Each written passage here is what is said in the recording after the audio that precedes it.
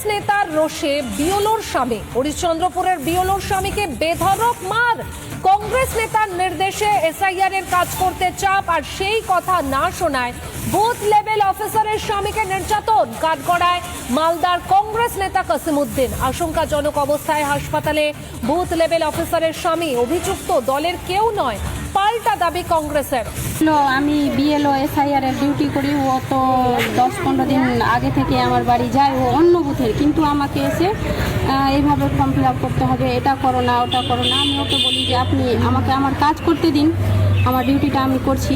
ও জানে যে আমার স্বামীর বড় অপারেশন হয়েছে, ও অপারেশনে রড দিয়ে বাড়ি মেরেছে, মানে আত্মঘাতী হামলা, মেরে ফেলার চেষ্টা। কাজে বাধা দিচ্ছে, ওর মতো করে আমাকে নিতে হবে ও যেভাবে বলবে ওইভাবে ফর্ম ফিল আপ করতে হবে। স্বামী কোথায় ভর্তি আছে আপনার? আমার হরিশ্চন্দ্রপুর গ্রামীণ হাসপাতালে ভর্তি।